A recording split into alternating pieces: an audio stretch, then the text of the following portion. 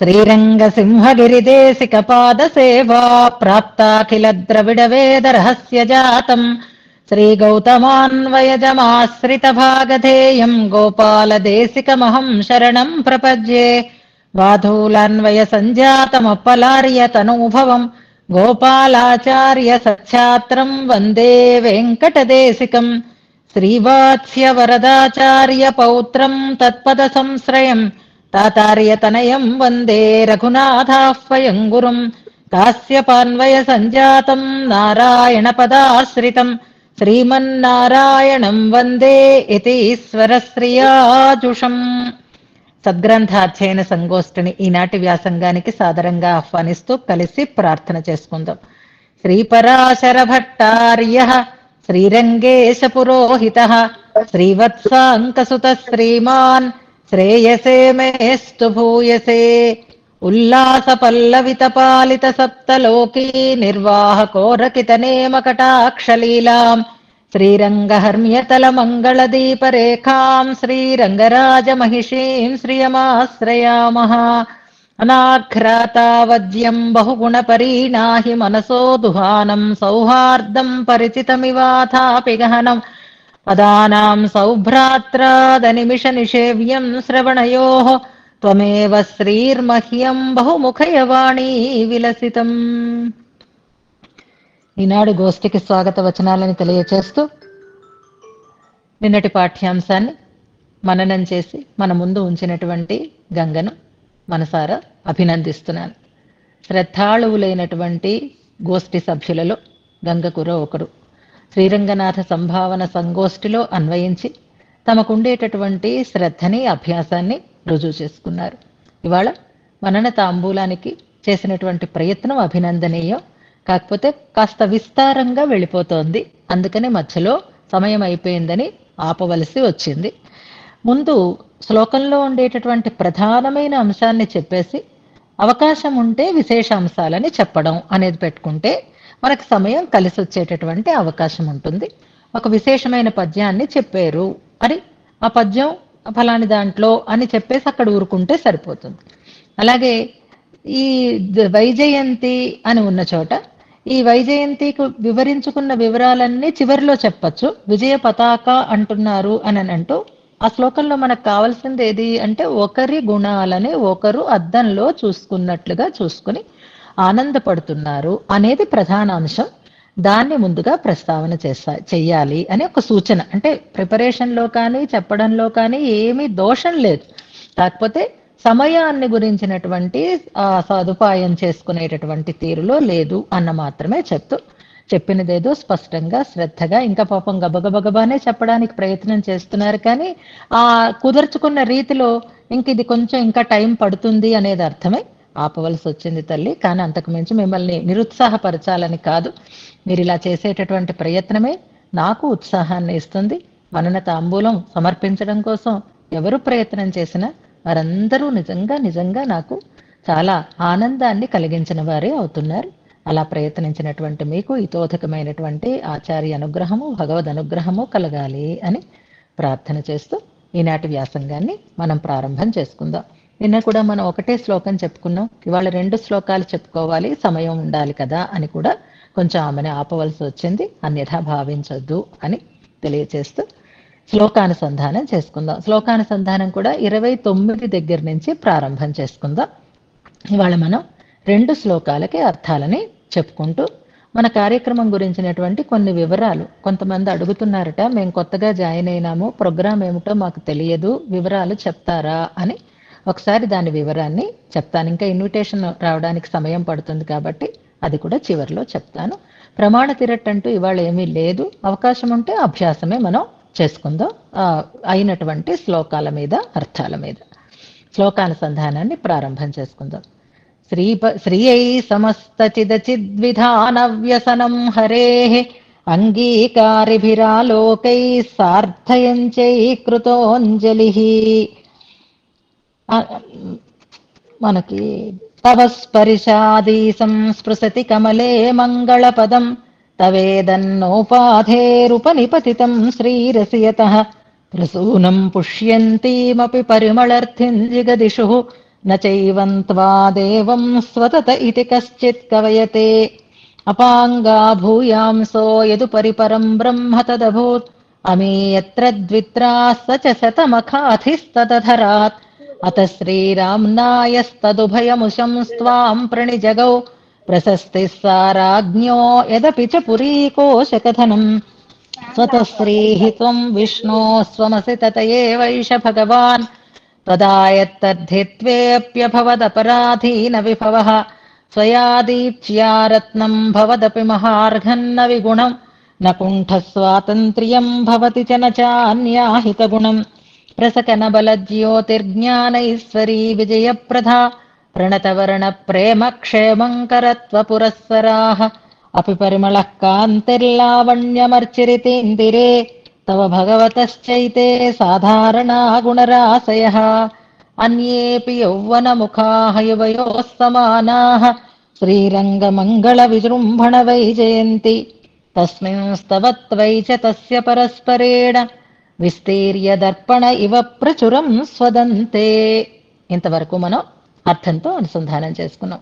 29 దగ్గర నుంచి ఎందుకు నెంబరింగ్ రౌండ్ పూర్తయితే 30 నుంచో 31 నుంచో చేసుకోవచ్చు కదా అని అనిపించవచ్చు. కానీ మనం అర్థాన్ని అనుసరించి విభాగాన్ని చేసుకుంటూ వస్తున్నాం కనుక 29, 30, 31 స్వామికి మహిమ అమ్మ వలన అని స్పష్టంగా ప్రతిపాదన చేసి ఉండడం వల్ల, అయినా ఆయనలో ఏ రకమైనటువంటి స్వాధీనతకి లోటు లేదు అని చెప్పేటటువంటి శ్లోకాలు 3 అవి అని గుర్తుపెట్టుకోవడం కోసం వాటిని మనం అనుసంధానం చేసుకున్నాం. తర్వాత గుణ వైభవాన్ని చెప్తున్నారు. ఇద్దరికీ సాధారణంగా ఉండేటటువంటి గుణాలని గురించి 2 శ్లోకాలలో మనం అనుసంధానం చేసుకున్నాం. 32, 33 ఈ గుణాలన్నీ కూడా ఇద్దరికీ సాధారణములైనటువంటి గుణములు అని చెప్పుకున్నాం. నిన్నటి శ్లోకంలో ఉండేటటువంటి సంబోధన యొక్క ప్రత్యేకతని మనం అనుసంధానం చేసుకున్నాం. నిన్నటి శ్లోకంలో ఆ ఇద్దరు ఒకరికొకరు దర్పణంలా కనిపిస్తున్నారు అని మనం చెప్పుకున్నాం. ఇక్కడ మనం ఒక విషయాన్ని జ్ఞాపకం చేసుకుందాం. శ్రీరంగరాజస్తవాన్ని అనుసంధానం చేసుకున్నాం కనుక దర్పణము అంటే అద్దము అని కదా మనం అనుకున్నాం. నిన్న విజయధ్వజం అనడానికి భగవద్ రామానుజులను కూడా శ్రీరంగేశ జయధ్వజం అంటారు అని గుర్తు చేసుకున్నాం. ఇప్పుడు దర్పణం అనడానికి శ్రీరంగరాజస్తవంలో స్వామి వైభవానికి దర్పణంగా ఉన్నది ఎవరు అని వర్ణించారు. అక్కడ ఆలయంలోకి ప్రవేశిస్తూ ఉండేటప్పుడు అన్నీ సేవించుకుంటూ వస్తూ ఎవరిని వర్ణించారు అంటే అన్మ్యూట్ చేసుకోకండి, జ్ఞాపకం చేసుకుందామని చెప్తున్నాను. శ్లోకం చివరిలో చెప్తారు కానీ గరుడు కదా, గరుడ మండపం దగ్గర గరుత్మంతుడు స్వామికి ఎదురుగా ఉండేటటువంటి మంగళ దర్పణంలా ఉన్నాడు అని, అందులో పరమాత్మ స్వగుణ మహిమ దర్శి మోదతే రంగశాయి అని చెప్పినటువంటి శ్లోకాన్ని గుర్తుపెట్టుకుందాం. అంటే భగవంతుడు తనని తాను చూసుకోవడానికి ఉండేటటువంటి అద్దం ఒకటి ఉంది. ఏది అంటే గరుత్మంతుడు, అందుకే ఎదురుగా ఉంటాడు ఆయన అని అనుకున్న. శృతిమయ మతి హర్ష ప్రశ్రయ స్మేర వక్త్రం మణిముకురమివాగ్రే మంగళం రంగధామ్నః.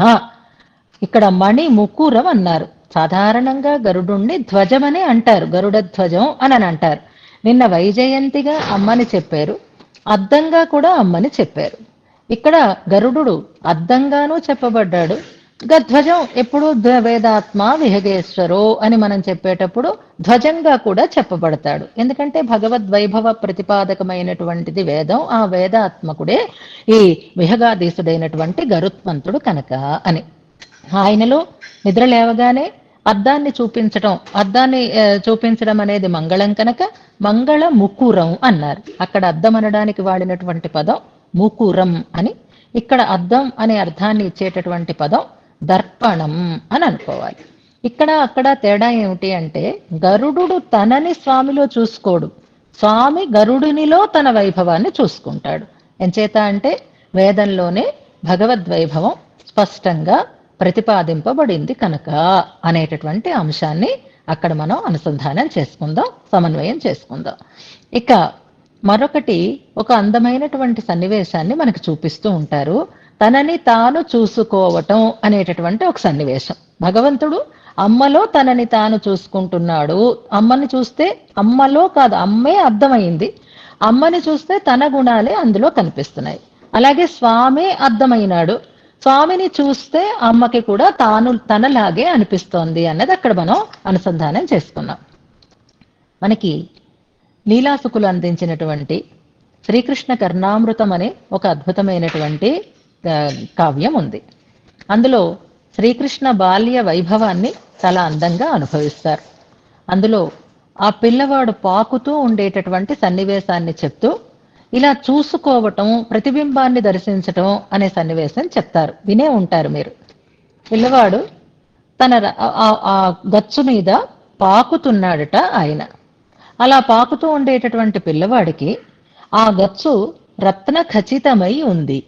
ఆ రత్న ఖచ్చితమైనటువంటి ఆ నేల మీద ఆ పిల్లవాడు పాకుతూ ఉంటే ఆ ముఖం ఆ నేల మీద ప్రతిఫలిస్తోంది.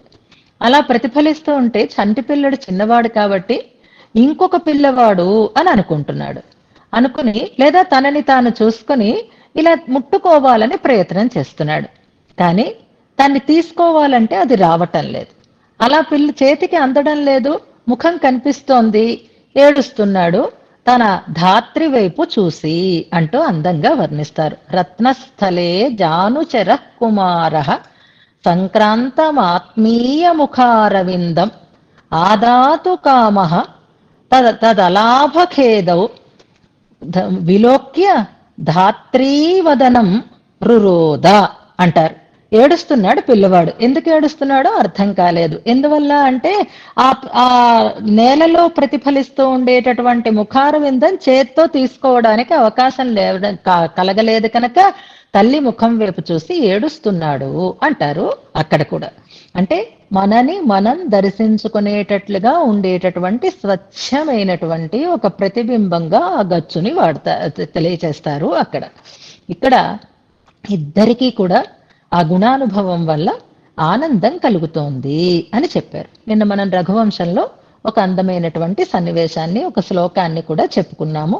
సుదక్షిణ దిలీపులు రథం మీద వశిష్ఠాశ్రమానికి వెళుతూ ఉంటే ఆ మార్గంలో, అరణ్య మార్గంలో లేళ్ల జంటలు అలా దగ్గరికి వచ్చి చూస్తూ ఉంటే వాటి నేత్ర సౌందర్యంలో పరస్పర అక్షి సాదృశ్యాన్ని చూసి వాళ్ళు ముందుకి సాగిపోతున్నారు అని చెప్పుకున్నాం. అక్కడ కూడా పరస్పర అక్షి సాదృశ్యం అంటే చెప్పుకున్నాం, వివరణ చేసుకున్నాం. అక్కడికి ఇక్కడికి ఉండేటటువంటి వర్ణనలో చిన్న తేడాని మనం గమనించాలి. అది చాలా అద్భుతమైన సన్నివేశం. ఎప్పటికీ గుర్తుపెట్టుకోండి, మర్చిపోకుండా ఇలాంటివన్నీ మీరు గుర్తుపెట్టుకుంటారనే ప్రత్యేకించి చెప్పుకోవడం అన్నమాట. ఇందులో ఇప్పుడు ఆ లేడీ జంట, ఈ జంట, వీళ్ళు వాళ్ళు చూస్తున్నారు, ఆనందాన్ని పొందుతున్నారు. ఇప్పుడు అమ్మవారు మొగలేడి కళ్ళని చూసి స్వామి యొక్క నేత్ర సౌందర్యాన్ని భావించి ఆనందాన్ని పొందుతోంది అని అన్నారు. వారిద్దరి ఆనందానికి మధ్యలో మరొక వ్యక్తి యొక్క ప్రమేయం అక్కడ మనకి కనిపిస్తోంది. కానీ ఇక్కడైతే అంటే అక్కడ లేడీ కళ్ళు అనేటటువంటి మరొక వ్యక్తి ప్రమేయంతో ఆనందానుభవం జరుగుతోంది, తద్వారా భావనతో. కానీ ఇక్కడైతే ఆ మిథునమే ఆనందాన్ని పొందుతున్నారు. మధ్యలో మరొక వ్యక్తి యొక్క ప్రమేయం కానీ ఒక అవకాశం కానీ లేకుండా పరస్పరము లక్ష్మీనారాయణ మిథునమే ఆ రకమైనటువంటి ఆనందాన్ని, గుణ అనుభవాన్ని పొందుతున్నారు అనేది అక్కడికంటే ఇక్కడ ఉండేటటువంటి ఒక స్వారస్యం అని చెప్తారు అందులో. ఇప్పుడు ఒక సందేహాన్ని వ్యక్తం చేశారు వింటున్న వాళ్ళు. ఇప్పుడు లక్ష్మీనారాయణ మిథునం అంటే ఇద్దరా లేక ఒకట? వారిని ఇద్దరు అని అనుకోవాలా లేక ఒక్కరు అని అనుకోవాలా? ఇద్దరు అని అనుకున్నప్పుడే మిథునం అనడానికి అవకాశం ఉంటుంది. కానీ మీరేం చెప్తున్నారు అంటే ప్రతిబింబంలో ఒక్కలాగే కనిపిస్తున్నారు అని అంటున్నారు. ఒక్కరే అయితే ఒక్కరుగా అనుభవించాలా లేక లక్ష్మీ నారాయణుడు అనేటటువంటి స్త్రీ పురుష భేదంతో భావన చేస్తున్నాం కాబట్టి ఇద్దరు అని అనుకోవాలా? ఏదైనా ఒక్కరు ఉంటే ఆనందం ఉండదు. ఆ ఒక్కరు ఉండి ఆనందాన్ని పొందలేకే స ఏకాకి నరమేత అనేటటువంటి దీంతో సృష్టి చేస్తాడు పరమాత్మ అని కూడా చెప్తారు. అనుభవంలో కూడా మిథునంగా అనుభవిస్తే ఆనందం ఉంటుంది. కానీ ఇద్దరు ఒకటే అంటే మరి మాకు అర్థం కావటం లేదు. అభేద నిష్ఠ, అద్వైత నిష్ఠ అని అంటున్నారు. మేము ఎలా భావించాలి? ఇద్దరుగా భావించాలా, ఒకరుగా భావించాలా అనంటే, జంట పళ్ళు వచ్చినప్పుడు, రెండు పళ్ళు అంటుకొని ఉన్నప్పుడు దాన్ని ఒకటిగానే వస్తువు ఒకటే, దాన్ని విడదీసి రెండు పళ్ళు అని లెక్క పెట్టరు, దాన్ని విడదీయకూడదు అని కూడా చెప్తారు. కానీ వస్తువు ఒక్కటే, కానీ ఎలా కనిపిస్తున్నారు? రెండుగా కనిపిస్తాయి ఆ జంట పళ్ళు అయితే. వీరి స్థితి కూడా అలాంటిదే. వీరు ఒక్కరే కానీ ఇద్దరు. ఒక్కరే అని ఎలా చెప్పుకోవాలి అంటే లక్ష్మీ నారాయణ తత్వంగా ఒక్కరు, కానీ మిథునంగా ఇద్దరు. దంపతులు కాబట్టి ఇద్దరు, కానీ మీ తత్వంగా భావిస్తే అన్నింటిలోనూ ఒక్కరే అనేదాన్ని మనం వాళ్ళిద్దరూ ఒకటేనండి, ఒక్క మాటేనండి వాళ్ళది అంటే వాళ్ళిద్దరూ ఒకటేనండి అని అన్నాం అనుకోండి, అంటే ఇద్దరు ఒకటేనండి అంటున్నామంటే ఇద్దరు అంటున్నామంటే ఇద్దరు, కానీ ఒకటేనండి అంటున్నామంటే దేంట్లో ఒకటి? అభిప్రాయాలలో, ఆచరణలో, ఆలోచనలో అన్నింటిలోనూ ఒకటే అని అర్థం అన్నమాట. ఇందాక చెప్పిన విషయంలో కూడా అలాగే మనం అర్థం చేసుకోవాలి తత్వం. అందుకే భగవన్నారాయణాభిమత స్వరూపా రూపా గుణ విభవ ఐశ్వర్య అన్నీ ఒక్కటే అని చెప్పారు. కాబట్టి ఆ రూపంలో ఉండేటటువంటి, స్వరూపంలో ఉండేటటువంటి ఐక్యతని తత్వంగా ఒకటి అని చెప్పారు. కానీ ఇప్పుడు ఆమె స్త్రీ, ఆయన పురుషుడు కనుక ఇద్దరు, గార్హస్థ్యం నడుస్తోంది. ఈ గృహస్థాశ్రమానికి సంబంధించినటువంటి ఈ వ్యవస్థలో స్త్రీగా ఆమెకి ఒక ప్రత్యేకత ఉంటుంది, పురుషునిగా ఆయనకి కొన్ని ప్రత్యేకతలు ఉంటాయి.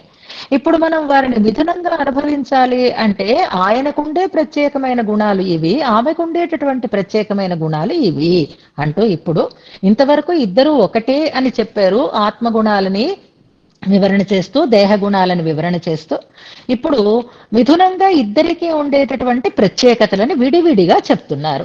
నారాయణుల్లో ఉండేటటువంటి గుణాలు, ఆ లక్ష్మీ అమ్మవారిలో ఉండేటటువంటి గుణాలు, ఆ గుణాలు కూడా స్వరూప గుణాలు, రూపగుణాలు విడివిడిగా చెప్తున్నారు.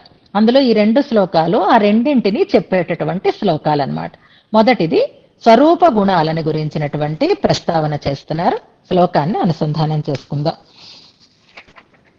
యువత్వాదౌ తుల్యేప్యపరవశత శత్రుశమన స్థిరత్వాదీన్ కృత్వా భగవతి గుణాన్ పుంస్త్వ సులభాన్ త్వయి స్త్రీత్వైకాంతాన్ మృదిమ పతిపారార్ధ్య కరుణా క్షమాదీన్ వా భోక్తుం భవతి యువయోః ఆత్మని భిదా. మరొకసారి.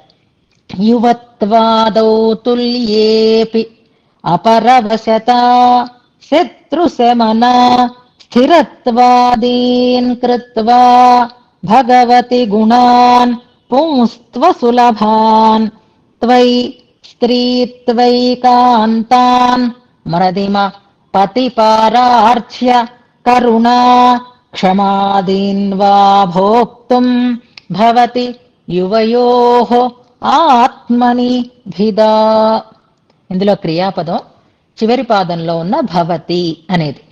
భవతి అనేది ప్రధానమైనటువంటి క్రియాపదం. ఈ పదం ఎన్నోసార్లు మనకు వచ్చింది. భవతి అంటే అగుచున్నది అని అర్థం. అవాంతర క్రియ భోక్తుం, కృత్వా అనేటటువంటి రెండు క్రియాపదాలు చూసుకోండి. అవాంతర క్రియలు అన్నమాట. అంటే అర్థం ఉంటుంది కానీ పరిపూర్ణమైనటువంటి అర్థాన్ని అంటే వాక్య పూర్తి కోసం కాదు కనుక అవాంతర క్రియలు అని అంటాం. కృత్వా అంటే మనస్సులో ఉంచుకుని, ఆ మనసి కృత్వా అని అనుకోవాలి, మనస్సులో అనుసంధానం చేసి అని. భోక్తుం ఇది అసమాపక క్రియ, అనుభవించుటకు అని అర్థం అన్నమాట. భవతి అనేది ప్రధానమైనటువంటి క్రియాపదం. ఇక భవతికి మరొక అక్షరం మధ్యలో చేరుస్తే భగవతి అనే పదం ఉంది చూడండి. భవతి, భగవతి. మనం రైమింగ్ వర్డ్స్ కూడా ప్రాక్టీస్ చేశాం. భవతి అనేది క్రియ, భగవతి అనేది గబుక్మని సంబోధన అని అనుకుంటారు. క్రియాపదాలు చెప్పుకోగానే మనం సంబోధనార్థక పదాలని చెప్పుకుంటున్నాం. భగవతి అనేటటువంటి సంబోధన మనకి చాలా శ్లోకాలలో వచ్చింది. కానీ ఈ శ్లోకంలో ఉండే భగవతి అనేటటువంటి పదం సంబోధన కాదు. ఇది ముఖ్యంగా గుర్తుపెట్టుకోండి. అమ్మని పిలిచేటటువంటి పిలుపుగా ఈ పదాన్ని వాడటం లేదు. భగవతి అంటే భగవంతుని యందు అనేటటువంటి అర్థంలో ఈ ప్రయోగాన్ని వాడుతున్నారు. భగవానుని యందు సప్తమి అంతం అన్నమాట. భగవతి భగవంతుని యందు అని అర్థం. కానీ భగవతి హే భగవతి అని భగవాన్ భగవతి అనేటటువంటి పిలుపుల లాంటిది కాదు అనేది గుర్తుపెట్టుకుందాం. ఈ శ్లోకంలో విశేషించి సంబోధనార్థకమైనటువంటి పదం ఏది లేదు. యువయోహో అన్నదే ప్రధానంగా తీసుకోవాలి. మీ ఇద్దరికి అని అర్థం అన్నమాట. యువయోహో మీ ఇద్దరికి ఆత్మని మీ యొక్క స్వరూపమునందు భిదా భవతి భేదము కలుగుచున్నది అని అర్థం. భవతి అంటే అవుతోంది, అంటే భేదము తెలియబడుతోంది అని అర్థం అన్నమాట. మీ ఇద్దరి యొక్క వైభవాన్ని అనుభవించాలనుకునేటటువంటి వారందరికీ కూడా మీ ఇద్దరిలో ఉండేటటువంటి తేడాని గుర్తించటానికి ఉండేటటువంటి గుణాలు ఇవి. ఆ రకంగా తెలుసుకొని ఇద్దరిగా మిమ్మల్ని అనుభవిస్తున్నారు. ఏవి అంటే నిన్ను స్త్రీలా నీకుండే ఉత్కర్ష, పురుషునిలా ఆయనకుండేటటువంటి ఉత్కర్ష అది ఉంది కాబట్టే భవతి భిదా మీ ఇద్దరిలోనూ తేడా ఉంటుంది అని అంటున్నారు. అందుకని భవతి అనేది భిదా భవతి భేదము కలుగుతుంది. ఎందులో ఆత్మని భిదా భవతి ఆత్మస్వరూపాలలో అంటే స్వరూపాలలో భిదా భవతి భేదము కలుగుతుంది. ఎవరికి? యువయోహో మీ ఇద్దరికి అంటున్నారు. దేనివల్ల ఇద్దరికి తేడా కలుగుతుంది. ఆ తేడాని తెలుసుకుని అనుభవించటానికి యోగ్యత ఏర్పడుతుంది. అంటే ముందు స్వామిలో ఉండేటటువంటి ప్రత్యేకతలని చెప్తున్నారు. అవి పుంస్త్వ సులభాన్ అంటున్నారు. చూడండి, పుంస్త్వ సులభాన్ అంటే పురుషులలో ఉండేటటువంటి సహజమైనటువంటి కొన్ని ప్రత్యేకమైనటువంటి గుణములు అంటున్నారు. ఇవి కూడా దేహానికి సంబంధించిన గుణాలు కాదు, ఆత్మకి సంబంధించినటువంటి గుణాలు. సాధారణంగా మగవాళ్ళైతేనండి వాళ్ళు ఊరికి అన్ని అందరికీ చెప్పరండి. ఈ ఆడవాళ్ళైతే నోట్లో నువ్వు గింజ నాలదండి అంటారు. చూసారా, ఈ ఆడవాళ్ళకైతే రహస్యం దాచడం తెలియదు, మగవాళ్ళకైతే అసలు ఏ విషయము బహిర్గతం చెయ్యటం అనేటటువంటి స్వభావము ఉండదు. ఇలాంటివి కొన్ని తేడాలు సహజంగా మగవాళ్ళలో ఆడవాళ్ళలో ఉంటూ ఉంటాయి. చూసారా, అలా ఇక్కడ అమ్మలో ఉండేటటువంటి ప్రత్యేకమైన స్వరూపత గుణాలు, స్వామిలో ఉండేటటువంటి ప్రత్యేకమైన స్వరూప గుణాలు, అవి కూడా దేన్ని బట్టి? పుంస్త్వాన్ని బట్టి, స్త్రీత్వాన్ని బట్టి చెప్తున్నారు ఇందులో. అందుకే పుంస్త్వ సులభాన్ అనేటటువంటి మాటని తీసుకుందాం ఇక్కడ. ఆయనలో పుంస్త్వ సులభములు అంటే పురుషత్వానికి తగినటువంటి స్వరూప లక్షణాలు అన్నమాట. దేహ లక్షణాలు కాదు, స్వరూప లక్షణాలు అని అనుకుందాం. సాధారణంగా వారికి ఉండేటటువంటి సహజమైనటువంటి స్థితి ఎలా ఉంటుంది అంటే 3 గుణాలని మనకు చెప్తున్నారు. కామన్ గా ఉండే వాటిని మళ్ళీ ఒకసారి పరామర్శిస్తూ యువత్వాదో తుల్యేపి యౌవనము మొదలైనవి అని అన్నమాట. అంటే వెనక చెప్పినటువంటి కొన్ని గుణాలు వాటితో కలిపి మరికొన్ని గుణాలు. ఇప్పుడు సౌకర్యము, సౌరభ్యము, పరిమళ, కాంతి, లావణ్యం ఇవన్నీ చెప్పారు కదా, వాటన్నిటితో కలిపి యువత్వాదో యౌవనము మొదలైనవి ఆడవాళ్ళకైనా ఉంటుంది, మగవాళ్ళకైనా ఉంటుంది. ఇవన్నీ కూడా తుల్యే అపి సమానమైనటువంటి గుణములు మీ ఇద్దరిలోనూ సమానంగా ఉన్నప్పటికీ కూడా యువత్వాదౌ తుల్యే అపి సాధారణమైనటువంటి గుణాలు మీలో ఇద్దరిలోనూ సమానంగా ఉన్నా భగవతి భగవంతునిలో ఉండేటటువంటి పుంస్త్వ సులభాన్ పురుషత్వమునకు ప్రత్యేకత కలిగినటువంటి గుణములు ఏవి అంటే 3 చెప్తున్నారు. అపరవశత పరవశత లేకుండా ఉండడం అంటే స్వతంత్రత అని అర్థం అన్నమాట. అపరవశత, పరవశత అంటే ఇతరులకి లొంగి ఉండుట. అపరవశత అంటే స్వతంత్రుడై ఉండుట. ఏ నిర్ణయమైనా సరే వాళ్ళు వెంటనే తీసేసుకోగలిగేటటువంటి స్థితిలో ఉంటారు. మామూలుగా అయితే ఒకరికి లొంగి ఉండరు, ఎప్పుడు వాళ్ళలో స్వాతంత్ర్యం అనేది సహజంగా ఉంటుంది. భగవంతుడు కూడా సర్వతంత్ర స్వతంత్రుడు. ఇక్కడ భగవంతుని విషయంలో తీసుకోండి, లౌకికమైనటువంటి విషయాలను మనం పట్టించుకోవద్దు. లౌకికంగా మనం చూసినా సరే భగవద్ మగవాళ్లలో ఆడవాళ్లలో చూస్తే ఏదైనా ఒక నిర్ణయం తీసుకోవాలి, ఏదైనా ఒక పని చెయ్యాలి, ఏదైనా ఒక ప్రవృత్తి ఒక ఆలోచన పెట్టుకోవాలి అంటే వాళ్ళంతట వాళ్ళు ముందుగానే దాన్ని చేసేసుకుంటారు. తర్వాత దాన్ని అందరూ అంగీకరించేటట్లుగా వాళ్ళు నడుచుకుంటారు.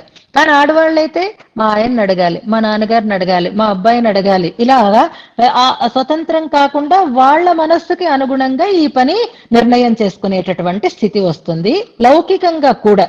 కానీ ఇక్కడ లౌకికమైన ఉదాహరణలు కాదు. స్వామి స్వతంత్రుడు, ఆయనని మించిన వాళ్ళు ఎవరూ లేరు. ఆయన ఎవరిని అడిగి ఏ పని చేసేటటువంటి స్వభావం కాదు. పరమాత్మలో ఉండేటటువంటి స్వాతంత్ర్యం ఒకటి, అది పురుష లక్షణం అని చెప్తున్నారు. అంటే పురుష స్వరూపం అంటున్నారు, లక్షణం కాదు, స్వరూపం అన్నమాట. ఇక శత్రు శమన, శత్రువులని పారదోరలడం, శత్రువులని అణిచివేయటం అనేటటువంటి పరాక్రమాన్ని చెప్తున్నారు. శత్రు శమన ఇవి కేవలం నారాయణుణ్ణి దృష్టిలో పెట్టుకొని అంటూ ఉండేటటువంటి మాటలు, లక్షణాలు అని అనుకుందాం. ఒకటి స్వాతంత్ర్యము, రెండు శత్రు శమనము అని విడదీసుకొని స్థిరత్వాదీన్, స్థిరత్వము అని మరొక లక్షణాన్ని చెప్తున్నారు. అంటే నిశ్చలంగా ఉండడం, ఏదైనా సరే కదలకుండా నిశ్చలంగా ఏ తడబాటు లేకుండా ఆ పనిని చేయగలిగేటటువంటి స్థైర్యం అని అనుకున్నామే. గుణాలలో స్థిరత్వ ఆదీన్ మొదలైన ఇంకా కొన్నింటిని లిస్ట్ అవుట్ చేస్తారు. ముందుగా మూడింటిని చెప్పారు అనుకున్నాం. ఇవి మూడు అవ్వచ్చు, రెండు కూడా అవ్వచ్చు, గుర్తుపెట్టుకోండి. శత్రు శమన స్థిరత్వాదీన్, శత్రు శమనమునందు అంటే శత్రు సంహారమునందు స్థిరత్వం అని కూడా చెప్తారనమాట. శత్రువులని అంతం చెయ్యడం అనేటటువంటి విషయంలో ఎప్పుడూ వెనకంజ వేసేటటువంటి స్థితి కలగకుండా ఉంటాడు అని అంటారు. దీనికి రామాయణంలో మంచి ఉదాహరణ మనకు స్పష్టంగానే తెలుస్తుంది. దండకారణ్యంలో ఋషులందరూ రామచంద్రస్వామిని రాక్షస సంహారం కోసం ప్రార్థన చేస్తే వాళ్ళకి మాట ఇస్తాడు. కానీ సీతాదేవి ఎందుకు మనకి గొడవ అని అన్నప్పుడు చెప్పినటువంటి మాట అప్యహం జీవితం జహ్యాం అనేటటువంటి మాట. ప్రాణాలైనా వదిలేస్తాను, నిన్నైనా వదిలేస్తాను, సౌమిత్రినైనా వదిలేస్తాను, కానీ మునులకు ఇచ్చినటువంటి మాటని మాత్రము తప్పను. ఇది శత్రు శమనే స్థిరత్వం అని కలుపుకోవచ్చు. లేదా శత్రు శమనము, ఆయన అనిష్ట నివారణ కోసం వాళ్ళని అంతం చేస్తాడు. స్థిరం అంటే ఒక మాట అన్నాడు అంటే ఆశ్రిత రక్షణలో ఆయన స్థిరంగా ఉండేటటువంటి వాడే అవుతాడు అని రెండు రకాలుగాను ఇక్కడ సమన్వయం చేస్తారు. స్థిరత్వాదీన్ ఇలాంటివి. కృత్వా, కృత్వా అంటే మనసి కృత్వా, మనస్సులో తెలుసుకొని భావించి అని అర్థం అన్నమాట.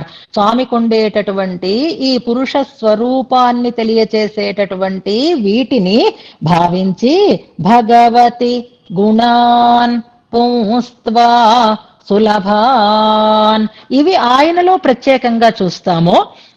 ఈయన శ్రీమన్నారాయణుడు అనే ఆ గుణాలతో ఆయనని భావన చేస్తాం. ఇక నువ్వు శ్రీదేవివి, నీలో ఉండేటటువంటి స్త్రీత్వ ఐకాంతాన్, స్త్రీత్వానికే తగిన అంటే స్త్రీ స్వరూపాన్ని స్పష్టం చేసేటటువంటి అని స్త్రీత్వైకాంతాన్ పుంస్త్వ సులభాన్ అనే రెండు పదాలు వాడుతున్నారు.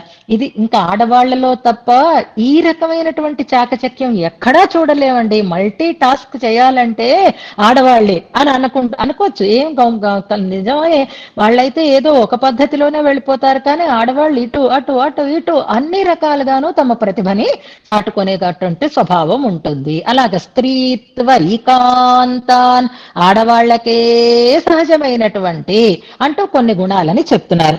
ఏవవి అంటే త్వయి, నీ యందేం మనసి కృత్వా, నీలో ఏ గుణాలని అంటే భగవతి, భగవంతుని యందు, త్వయి నీ యందు. ఏవి అంటే మ్రదిమా మృదుత్వం, పతి పారార్థ్య పతికి పరతంత్రురాలై ఉండుట, కరుణా దయ, క్షమా ఓర్పు, ఆదీన్ వా అంటున్నారు, ఆదీన్ మొదలైన అని అర్థం అన్నమాట. ఇక్కడ వా అనే పదం ఇది కాని అది కాని అనే అర్థంతో చెప్పటం లేదు, ఇవన్నీ అనేటటువంటి అర్థంలో చెప్తున్నారు.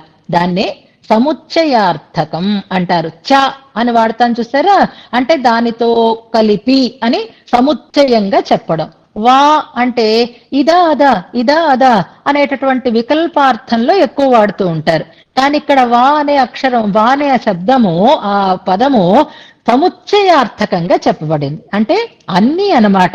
క్షమా కరుణ, క్షమైనా కరుణైనా అని కాదు, క్షమా కరుణ కూడా అనే అర్థంలో చెప్పుకోవాలన్నమాట.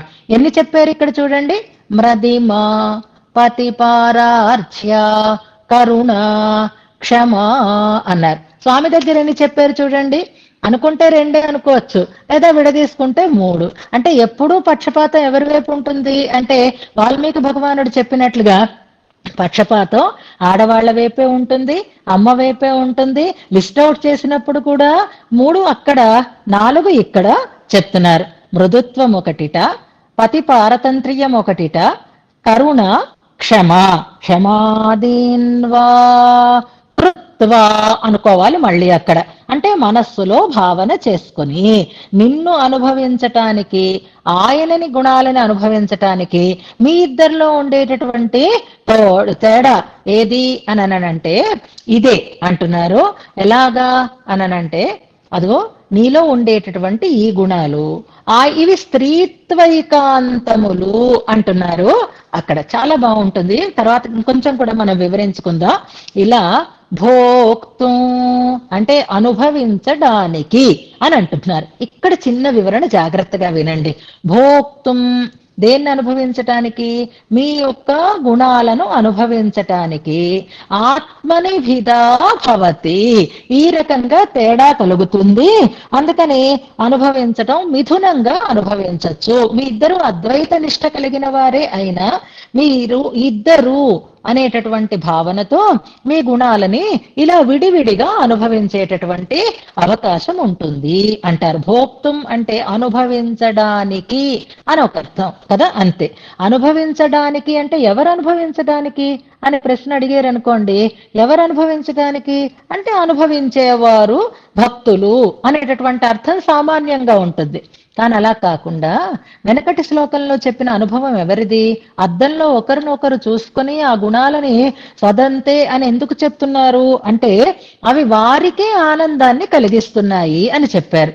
అంటే లక్ష్మీనారాయణ మిథునమే తమని తాము ఆనందంగా అనుభవించటానికి సాధారణంగా ఉండేటటువంటి గుణాలలో ఏకరూపత కనిపిస్తోంది, భేదం చూసుకోవడానికి కూడా ఇక్కడ అనుభవం కనిపిస్తోంది. కనుక ఈ అనుభవం ఆ మిథునానిదే అని కూడా సమన్వయం చేస్తారు, వేరే అక్కర్లేకుండా. లేదా అలా ఆ ఇద్దరిని చూసేటటువంటి భక్తులు ఆ భేదాన్ని గుర్తించి గుణాలని అనుభవిస్తున్నారు అని కూడా ఇందులో 2 రకాలుగాను సమన్వయం చేస్తారు. ఇందులో ఇక్కడ మనకి కలగవలసినటువంటి సందేహం మొట్టమొదటిది ఏది అంటే స్వామి గుణాల విషయంలో స్పష్టతే ఉంది మనకి. 1 స్వాతంత్ర్యము, 2 శత్రు శమనము అంటే శత్రువులని అణిచివేయగలిగినటువంటి శక్తి, పరాక్రమం అన్నమాట.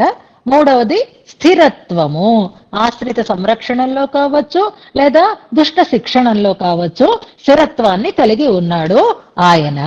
ఈ 3 అందులో సందేహం లేదు మనకి. ఇక అమ్మ దగ్గరికి వచ్చేసరికి మొట్టమొదటి చెప్పినది ఏది అంటే మ్రదిమ అన్నారు. ఈ మృదుత్వం అనేది, మార్దవం అనేది శరీరానికి సంబంధించినదా లేక మనస్సుకి సంబంధించినటువంటి గుణమా? ఇది ఆత్మగుణమా లేక దేహగుణమా? మృదుత్వం అనేది దేహగుణము కావచ్చు, ఆత్మగుణము కావచ్చు కదా. మార్దవం అనేది దేహానికి ఉండేటటువంటి ఒక లక్షణం, మనస్సుకు ఉండేటటువంటి ఒక లక్షణం. ఇక్కడ చెప్పబడుతున్నది మానసికమైన మృదుత్వమా లేక దేహగుణంగా చెప్తున్నటువంటి మృదుత్వమా? ఎలా డిసైడ్ చేసుకుంటాం అంటే తర్వాత ఉండేటటువంటి గుణాలు పారతంత్ర్యం కానీ, కరుణ కానీ, క్షమ కానీ ఇవి ఆత్మగుణాలే కనుక ఇక్కడ చెప్పబడుతూ ఉండేటటువంటి మృదుత్వం కూడా ఆత్మగుణమే అని నిశ్చయం చేసుకోవాలన్నమాట. ఇది శారీరకమైన గుణం కాదు. మళ్ళీ తర్వాత శరీర గుణాలను వేరే చెప్తారు కాబట్టి ఇక్కడ మనస్సు మెత్తని మనస్సు ఆమెది. నిజానికి మగవాళ్ల మనస్సులు కఠినములు, ఆడవాళ్ల మనస్సులు తొందరగా కరిగిపోతాయి. అందుకని మెత్తని మనస్సు అంటారు. ఇప్పుడు పెడుతున్నారు చూసారా, మన రఘునాథాచార్య స్వామి వారు సీతమ్మ గారు దంపతులు ఇద్దరిని అనుభవించిన వాళ్ళకి తెలుస్తుంది. ఇద్దరికీ ఆశ్రితుల పట్ల ప్రేమే, ప్రణతవరణ ప్రేమ, క్షేమంకరత్వ ఇవన్నీ సమానంగానే ఉండేవి. కానీ దగ్గరగా చూసిన వాళ్ళకి తెలుస్తుంది అమ్మగారిని కన్విన్స్ చేయడం సులభం, స్వామివారిని కన్విన్స్ చేయడం కష్టం. స్వామివారికి ప్రేమ లేదని కాదు, కానీ తిరగరు మాట, మరి ఇంక మనస్సు కూడా మారదు. కానీ అమ్మగారైతే వెంటనే కరిగిపోతారు. నాకేం పర్వాలేదు, నాకేం అక్కర్లేదు, నేనొస్తాను అని ఎవరు ఏది కావాలన్నా వాళ్ళకు అనుగుణంగా తన మనస్సుని మరచుకోగలిగేటటువంటి మృదు హృదయ మన అమ్మగారు. ఆ రఘునాథుడు సీతమ్మ తలుచుకున్న ఈ లక్ష్మీనారాయణలో ఆ అంశే వారిలో ఉంది అని మనం భావన చేసుకోవచ్చు.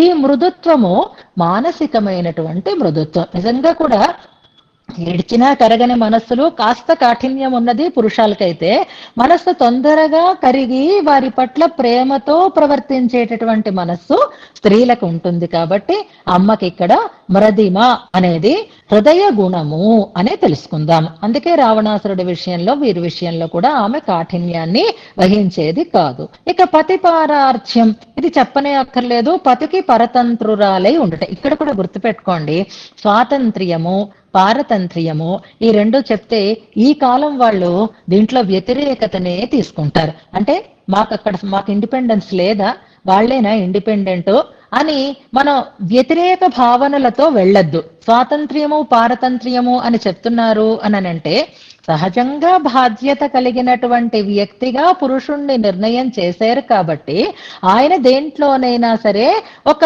డెసిషన్ తీసుకోవటానికి ఒక ప్రవృత్తి కోసము ఆయన ముందు ఉంటాడు. ఆ రకమైనటువంటి వెసులుబాటు ఆయనకు ఉంటుంది. ఇక పతిపారార్చ్యం అంటే ఇది తక్కువని అనుకోకండి, ఇష్టంతో చేసేది. ఆయనకి ఇష్టమైతేనే నేను చేస్తాను అని అందనుకోండి. ఆవిడ మా ఆయనకి ఇష్టమైతేనే చేస్తాను అనడంలో ఆయన పట్ల ఉండేటటువంటి ప్రేమ కనిపిస్తుంది తప్ప ఆయన నన్ను ఇలా అణిచివేసేస్తున్నాడు, ఆయన నన్ను ఇలా బాధలు పెట్టేస్తున్నాడు, అమ్మో ఆయనకి చెప్పకపోతే ఏమిటా, అటువైపు వెళ్ళకండి. అలాంటివి ఉంటే ఉండవచ్చు గాక. కానీ ఇక్కడ లక్ష్మీనారాయణ మిథునంలో లేదా ఆదర్శ దాంపత్యంలో ఏముంటుంది అంటే ఆ ప్రేమ, ఆ గౌరవం, ఆ ఇష్టం, వారి అంగీకారంతో మనం ఎలా చెయ్యాలి అనేటటువంటి ఒక భావనని కలిగి ఉండడం. కనుక పరతంత్రత, పతిపారార్చ్యం సాధారణంగా ఉత్తమమైనటువంటి స్త్రీలో ఉంటుంది. పతిపారార్చ్య. ఇక కరుణ, క్షమ వేరే చెప్పనే అక్కర్లేదు. ఇప్పుడు ఇంకో ప్రశ్న వేస్తారు, బాగుందండి కానీ మాకు సందేహం, కరుణ క్షమ పతిపారార్చ్యం అంటే పక్కన పెడదాం, పోనీ ఆమె పరతంత్రురాలు ఆయన స్వతంత్రుడు అని అనుకుందాం. ఇప్పుడు మిగిలినటువంటి మృదిమ హృదయం ఆర్ధం అని చెప్పారు, పోనీ కాస్త పురుషులు కఠిన హృదయాలు అని అనుకుందాం. కరుణ క్షమ ఇలాంటి గుణాలన్నీ భగవంతుడిలో కూడా ఉన్నాయని చెప్తారు. భగవద్ రామాల శరణాగతి గదిలో లిస్ట్ అవుట్ చేశారు. అపార కరుణామయుడు అని కదా భగవంతుడిని అనుకుంటాము. ఇవి స్త్రీత్వైకాంతములు అని ఎలా కేటగరైజ్ చేస్తున్నారు? ఇవి ఆడవాళ్లకి మాత్రమే ఉండేటటువంటి స్త్రీ స్వరూపాన్ని తెలియచేసేటటువంటి అని అంటున్నారు. అంటే మరి భగవంతుడిలో కరుణ ఉండదా, భగవంతుడిలో క్షమ లేదా అని సందేహం కలుగుతుంది. ఇక శత్రుశమనం అనేటటువంటి ఒక మాట, స్థిరత్వం అనేటటువంటి ఒక మాట ఉన్నాయి. స్వాతంత్ర్యం పక్కన పెడితే మరి అమ్మ మనకుండేటటువంటి ఆటంకాలను తొలగించదా, మనకుండేటటువంటి విరోధులని నశింపచెయ్యదా? శత్రుశమనం అనేది అమ్మలో లేదా? మరి దుర్గాదేవి ఇలాంటి వాళ్ళందరినీ ఒక అంశగా మనం ఎందుకు చెప్పుకుంటున్నాం? రాక్షస వినాశం చేయగలిగేటటువంటి శక్తిమంతులు అని కదా మనం చెప్పుకుంటున్నాము. మరి ఇందులో దీన్ని ఎలాగా మనం సమన్వయం చేసుకోవాలి? స్థిరత్వం అని అంటున్నారు కదా, ఇవి ఈమెలో లేవనా అర్థం? అలాగే కరుణా క్షమ అనేవి ఆయనలో లేవనా అర్థం అని ప్రశ్నించాం. ఇప్పుడు దీనికి సమాధానం చెప్తారు చాలా అందంగా. లేవని కాదు, ఇప్పుడు ఉన్న వాటిలో ది బెస్ట్ అనేది తీసుకోండి.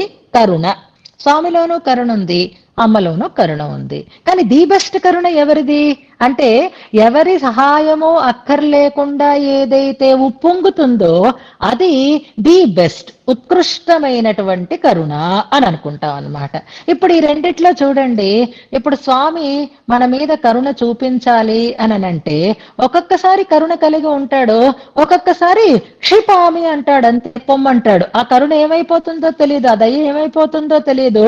ఆయన ఆ కరుణని పోగొట్టేసుకుంటాడు. స్వాతంత్ర్యం కారణంగా ఆ కరుణ ఒక్కొక్కసారి వికాసంగా ఉంటుంది, ఒక్కొక్కసారి లేకుండా పోయేటటువంటి స్థితి ఉంటుంది. అందుకే కదా పాపం ఎప్పుడు విడవకుండా ఆయనతో ఉండడానికి కారణం ఏమిటి అంటే ఆ కరుణని దేవ్యా కారుణ్య రూపయ, అమ్మ పక్కనే ఉంటేనే కరుణ వికాసాన్ని పొంది నిశ్చలంగా ఉంటుంది. అమ్మ పక్కనే లేకపోతే, అమ్మ సహాయం లేకపోతే ఆ కరుణ ఒకప్పుడు అటు ఇటు అయ్యేటటువంటి స్థితి ఉంటుంది. అంటే ఆయన కరుణ స్వాతంత్ర్యంతో కూడిన కరుణ, ఈమె కరుణ సహజంగా ఉండేటటువంటి కరుణ.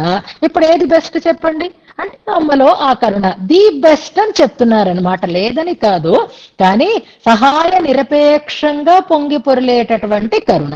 ఇక స్వామి నక్షమామి అంటాడు, క్షమ అలాగే అవుతూ ఉంటుంది, కానీ అమ్మో ఎప్పుడూ నక్షమామి అని అనదు, ఎప్పుడూ క్షమ ఓరుమిని కలిగే ఉంటుంది. కాబట్టి ఇది ఎవరి సహాయము అక్కర్లేకుండా సహజంగా విలసిల్లేటటువంటి లక్షణాలు కలిగిన కాబట్టి స్త్రీత్వైకాంతాన్ అనడానికి ఇది ఉత్కృష్టతమములు అని చెప్పడానికి. ఇక అమ్మలో మరి శత్రుస్థానం లేదా అని అనుకున్నాం కదా, అవును. ఎంచేత అంటే అమ్మలో శత్రు శమనమైన ఎలాగా, స్థిరత్వమైన ఎలాగా అనంటే స్వామిని అనుసరించి పారతంత్ర్యంతో కూడినటువంటి గుణాలు అమ్మవి అవుతాయి అక్కడ. ఇప్పుడు రామచంద్రుడు, రావణాసురుడు అమ్మని తీసుకుని వెళ్ళిపోయాడు, నానా మాటలు అంటున్నాడు, రకరకాలుగా బెదిరిస్తున్నాడు. అమ్మకి చాలా బాధ కలుగుతోంది, చాలా కోపం వస్తోంది. కోపం వచ్చిన ఆవిడ ఒక్క కడగంట చూస్తే భస్మం అయిపోతాడు. కానీ ఎందుకు ఆగింది ఆమె అంటే నాకు పర్మిషన్ లేదు, నాకు పర్మిషన్ లేదు, పర్మిషన్ లేదు అంటుంది. అసందేశాత్తు రామస్య, అసందేశాత్తు రామస్య, ఇది ఆమె చెప్పిన మాట. అంటే శత్రుస్మనం చేయించడం అంటే స్వామి చేస్తున్నప్పుడు తాను మాట్లాడకుండా ఊరుకుంటుంది, స్వామి ద్వారా చేయిస్తుంది, తనంత తానుగా చేసేది కాదు. అందుకే అమ్మలో ఉండేటటువంటి ఆ గుణాలు ఉత్కృష్టతమాలు కావు, ఎంచేత పారతంత్ర్యంతో కూడినవి కావడం చేత. అందుకని అక్కడ పుంస్త్వ సులభాన్ అన్నారు, ఇక్కడ స్త్రీత్వైకాంతాన్ అన్నారు. ఈ గుణాలు ఆయనలో ఉండొచ్చు, ఆ గుణాలు ఈమెలో ఉండొచ్చు, కానీ ఎవరికి వీరిలో ఉండేవి ఉత్తమములైనవి అని చెప్పడం కోసం సహజంగా ఉండేటటువంటి స్త్రీ పురుష స్వరూప గుణాలని ఇందులో మనకి చాలా స్పష్టం చేస్తూ, అలాంటి తేడాని బట్టి మీ గుణాలని భేదంతో అనుభవిస్తున్నారు. ఏదైనా ఎప్పుడు ఒక్కలాగే ఉందనుకోండి బోరింగ్ గా ఉంటుంది, వెరైటీ ఉండాలి కదా, కాస్త కాంట్రాస్ట్ ఉండాలి కదా, కాస్త అటు ఇటు అంటే ఇప్పుడు మ్యాచింగ్ మ్యాచింగ్ మ్యాచింగ్ అంటే ఇది వరకు సేమ్ కలర్ మ్యాచింగ్ వేసుకునేవాళ్ళం, కానీ ఇప్పుడు మ్యాచింగ్ ఎలా చేసుకుంటున్నారు అంటే కాంట్రాస్ట్ తో చేసుకుంటున్నారు. భట్టర్ వారు కూడా అమ్మ గుణాల వైభవాన్ని చెప్పాలని ప్రారంభం చేశారు. స్వామి గుణాలను ఎందుకు చెప్తున్నారు అంటే కాంట్రాస్ట్ కోసం అన్నమాట. మనం ఫోటోలు అవి తీసుకున్నప్పుడు బ్యాక్గ్రౌండ్ ఎలా ఉంది, ఇదెలా ఉంది, అలా ఉంది అని అనుకుంటాం కదా. మనం మీ అందరినీ ఫోటోలు పంపించమంటే కొంతమంది అత్యుత్సాహంగా వెనకాతల బ్యాక్గ్రౌండ్ లో పెరుమాళ్ళు మరొకటి మరొకటి వచ్చేటట్లుగా తీసుకుని పంపించారు, కానీ అది సెట్ అవటం లేదు. ప్లెయిన్ బ్యాక్గ్రౌండ్ ఉంటేనే మనం దాంట్లో సెట్ చేయగలుగుతాం అనమాట. అందుకని మనకి తెలియదు ఏది నప్పుతుంది ఏది నప్పదు అనేది తెలియదు. ఎప్పుడైనా ఏదైనా కాంట్రాస్ట్ ఉంటే ఇది ఎక్కువగా షైన్ అయ్యేటటువంటి అవకాశం ఉంటుంది, లేకపోతే ఏమైపోతుంది ఒకే రంగులు కలిసిపోతే గజిబిజిగా ఉంటాయన్నమాట. ఇప్పుడు అమ్మ గుణ వైభవం మనకి బాగా తెలియాలి అంటే ఎలా ఉండాలి, కాంట్రాస్ట్ ఉండాలన్నమాట. అంటే వెనకని ప్లెయిన్ బ్యాక్గ్రౌండ్ ఉంటే ఇక్కడ కలర్ఫుల్ గా ఉంటుంది, మనకి బాగా అందంగా కనపడేటట్లుగా ఉంటుంది. అందుకు స్వామి గుణాలతో పాటు అమ్మ గుణాలని చెప్పడం అనేది అందుకుట దాన్ని సాపేక్ష నిరూపణం అంటారు. అంటే కాంట్రాస్ట్ తో చెప్పడం అన్నమాట. స్వామి గుణాలు, అమ్మ గుణాలు అలా చెప్తే అప్పుడు ఇవి ఇంకా మనకి బాగా భాషించేటటువంటి అవకాశం ఉంటుంది అని ఇద్దరి గుణాలు చెప్తున్నారు. లేకపోతే స్వామి ప్రసక్తే అక్కర్లేదు, కానీ అదిగో అంది ఇది అన్నప్పుడు ఇదిగో ఇది ఇంత బాగుంది అని మనకి తెలియడం కోసమే స్వరూపంలో ఉండేటటువంటి స్వరూప గుణాలలో ఉండేటటువంటి భేదాన్ని ఈ శ్లోకంలో స్పష్టం చేస్తున్నారు. శ్లోకాన్ని ఒకసారి అనుసంధానం చేసుకుందాం. యువత్వాదౌ తుల్యేప్యపరవశతా శత్రుశవన స్థిరత్వాదీన్ కృత్వా భగవతి, భగవతి అనేది సంబోధన కాదు, గుర్తుపెట్టుకోండి. గుణాన్ పుంస్త్వ సులభాన్ త్వయి స్త్రీ త్వయి కాంతాన్ మృదిమపతి పారార్ధ్య కరుణా క్షమాదీన్ వా భోక్తుం భవతి యువయోరాత్మనిభిదా. తర్వాత శ్లోకంలో దేహ గుణాలలో ఉండేటటువంటి తేడాని చెప్తున్నారు. సులభంగానే ఉంటుంది, అనుసంధానం చేసేసుకుందాం. ఘన కనకద్యుతి యువదశామపి ముక్తదశాం యువతరుణత్వయోః ఉచితం ఆభరణాదిపరం ధ్రువమసమాన దేశ వినివేశి విభజ్య హరౌ త్వయి చ కుశేశయోదర విహారిణి నిర్విశసి. మళ్ళీ ఘన కనకద్యుతి యువదశామపి ముక్తదశాం యువతరుణత్వయోరుచితం ఆభరణాదిపరం ధ్రువమసమాన దేశ వినివేశి విభజ్య హరౌ త్వయి చ కుశేశయోదర విహారిణి నిర్విశసి. క్రియాపదం స్పష్టంగానే ఉంది, నిర్విశసి అని. అంటే ఆనందాన్ని పొందుతున్నావు, అనుభవిస్తున్నావు అని అర్థం. విష ప్రవేశనే అని ధాతువు ఉపసర్గతో కూడి ఉన్నది. మంచిగా అనుభవిస్తున్నావు, ఆనందాన్ని పొందుతున్నావు అని అంటున్నారు ఇందులో. ఇప్పుడు ఈ శ్లోకంలో వెనక శ్లోకంలో లాగా ఆత్మగుణాలు కాదు, దేహ గుణాలు చెప్పబడుతున్నాయి. ఇందులో కూడా సంబోధన పదం ఉంది చూడండి. కుశేశయోదర విహారిణి, ఇంత పెద్ద సంబోధన. మనకి పెద్ద పెద్ద సంబోధనలు ఏవొచ్చాయి అనేది నిన్న ప్రాక్టీస్ చేయడానికి అవ్వలేదు, కానీ కొన్ని పెట్టారు మీరు. అలాంటి కేటగిరీలోకి శ్రీరంగరాజ ప్రణయిని అలాంటి సంబోధనలు ఉన్నాయి చూసారా. అలాగే ఇక్కడ కుశేశయోదర విహారిణి, శ్రీరంగం రాలేదు, రంగనాథుడు రాలేదు, వక్షస్థలం రాలేదు, కానీ విహారం అనే పదం వస్తోంది.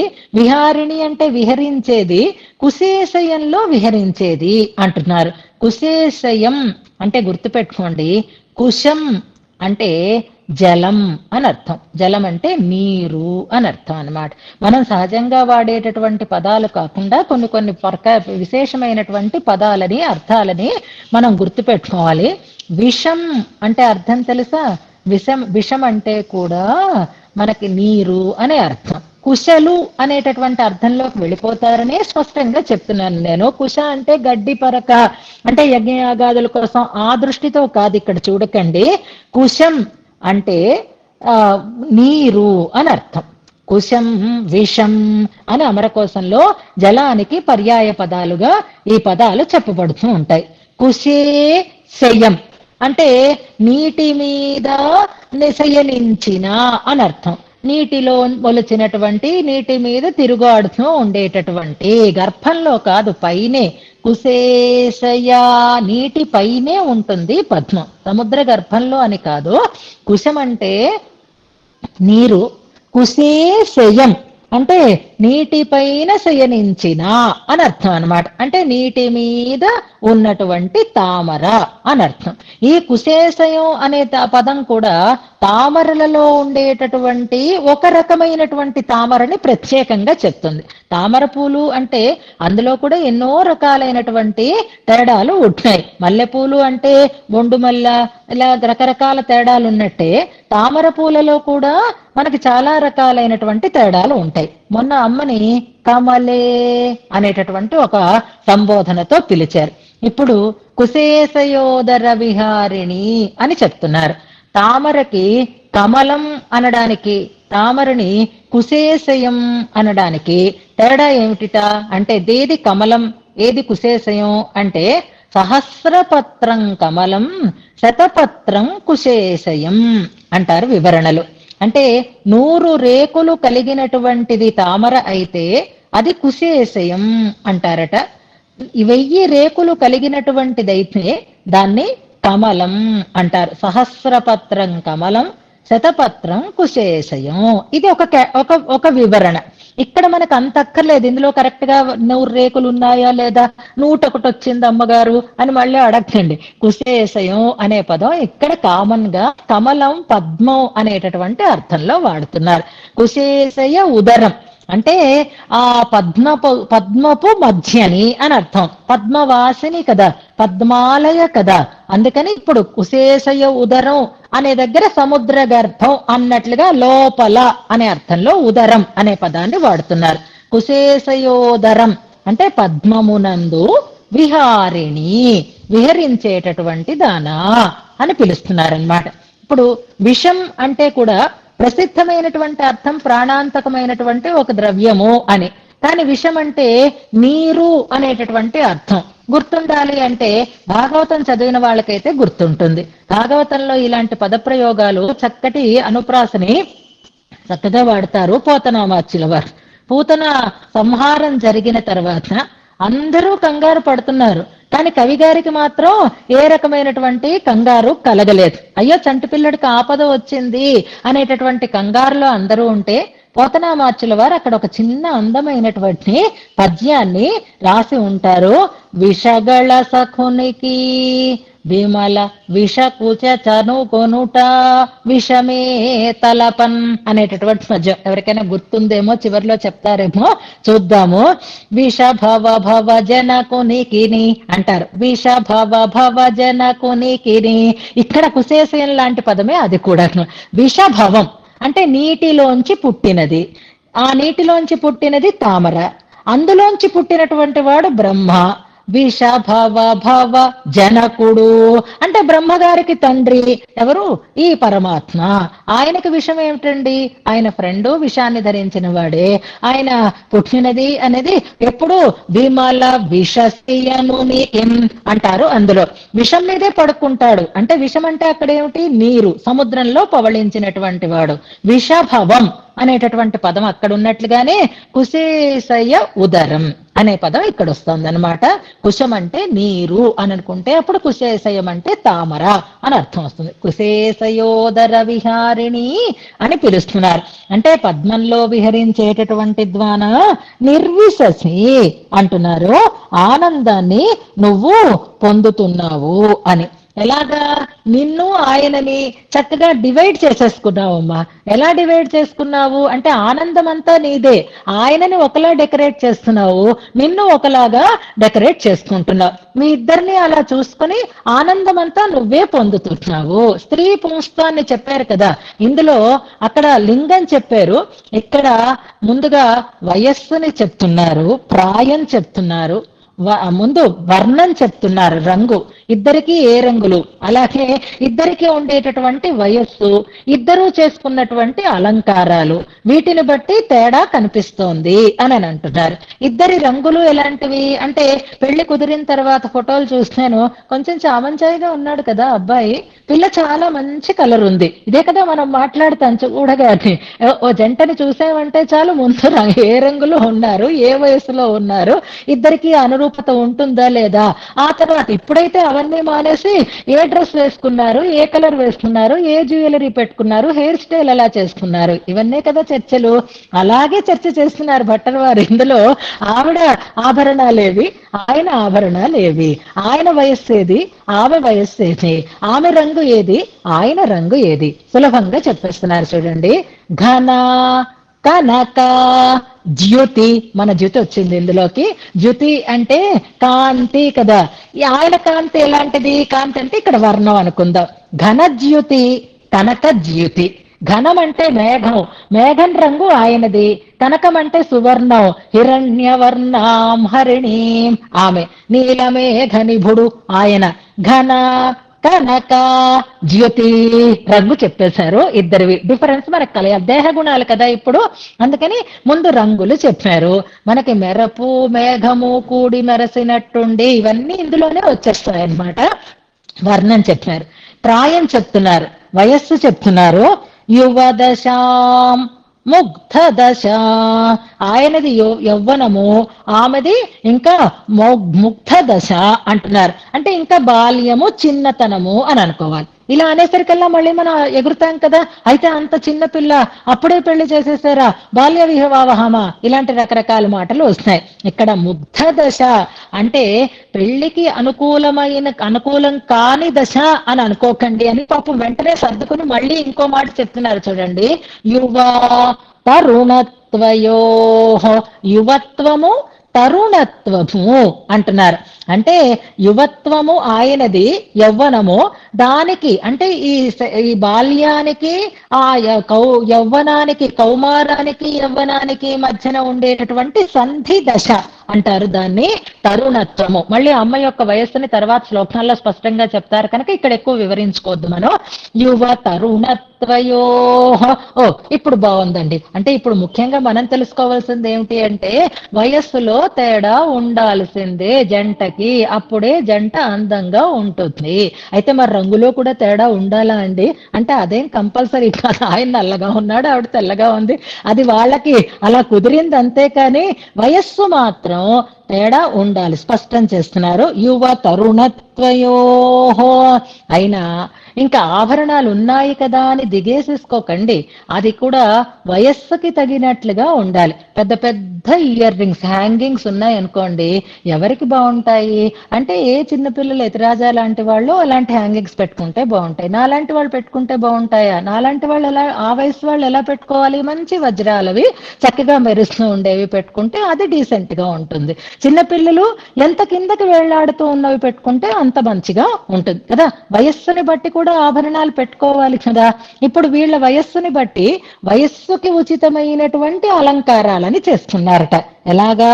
ఉచితం ఆభరణాది పరం, ఆభరణాధికం అంటే ఆభరణ సముదాయం, అనుకూలమైనది, వయస్సుకి తగినది, పరం ఉత్కృష్టమైనది. వాళ్ళకే ఉంటాయండి ఆ జ్యువెలరీ, ఇంకెవ్వరికీ ఉండదండి. పీతాంబరం అంటే స్వామిదే, పట్టు వస్త్రం అంటే అమ్మదే, యజ్ఞోపవీతం ఆయన ధరిస్తాడు, మంగళసూత్రం ఈమె ధరిస్తుంది.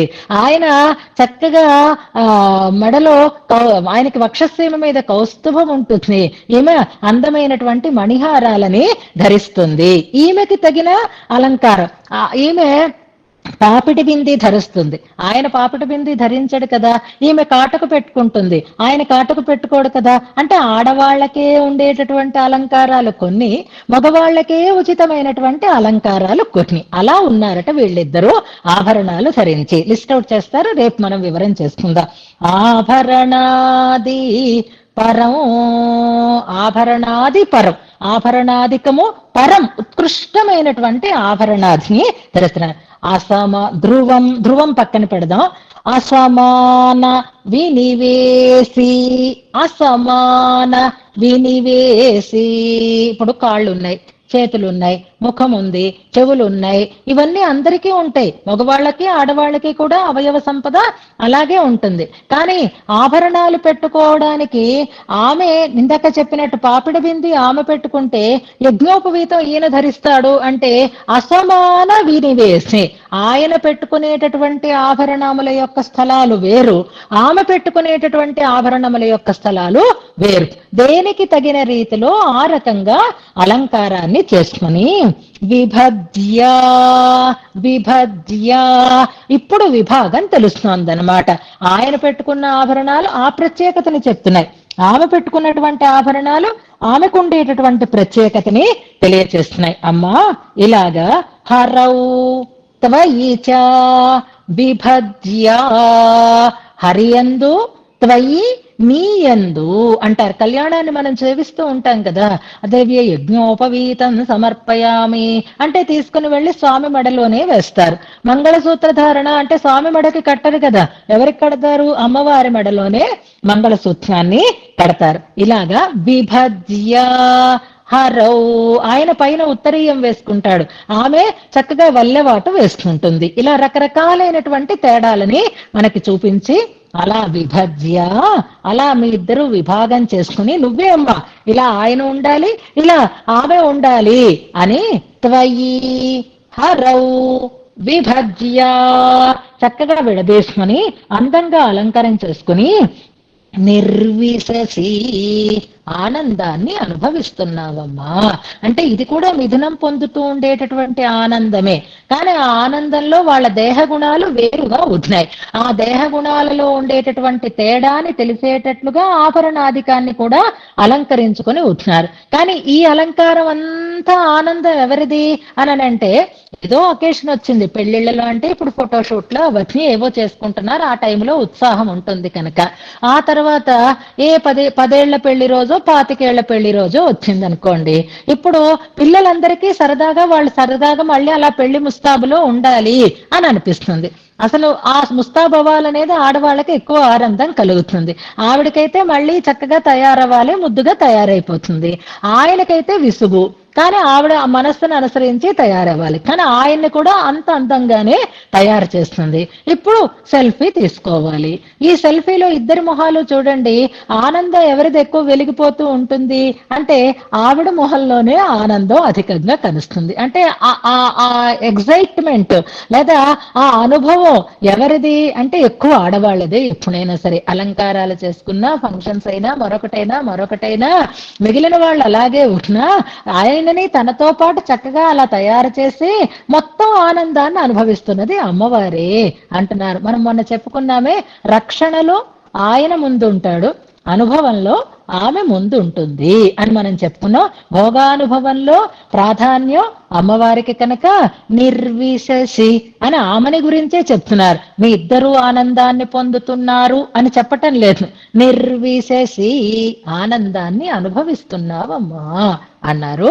మొదటి శ్లోకంలో ఆత్మగుణాలని, ఇందులో దేహ గుణాలని, వాటిలో ఉండేటటువంటి తేడాని మనకి స్పష్టం చేశారు. శ్లోకాలు రెండింటినీ ఉపదేశాత్మకంగా అనుసంధానం చేసుకుందాం.